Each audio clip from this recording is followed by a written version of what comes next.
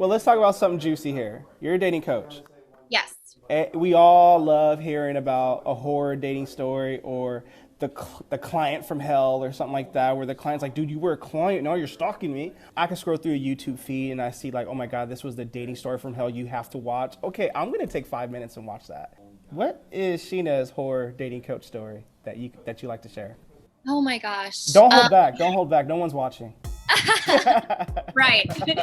um, no, so it actually one of my very first clients they didn't start working with me with the intention of asking me out, but what happened is the more that we did work together, the more this person started to develop feelings for me. And I will say this, in their defense, it's a very natural thing, especially when you're a coach or you're somebody who's giving advice from a more objective standpoint. It's kind of that effect of like going to therapy, where you go to therapy and I don't know, you have a hot therapist and you start to fall in love with your therapist because they're so nurturing and they're so there for you. Yeah, and so, be heard. We want to be heard. Right? Yes, you're giving him that space to talk, which he doesn't really get to do. So anyway, this client did end up kind of, in his words, falling in love with me and asking me out.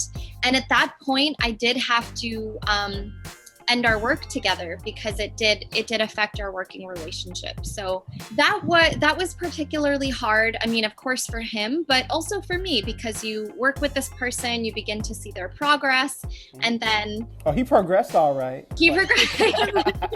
Hey, I'll say this: he progressed enough to the point where he felt confident, which is what we were working on. His confidence to ask me out. So I guess in a way, it worked. Our work together worked. But yes, it definitely was one of my horror stories, especially starting out.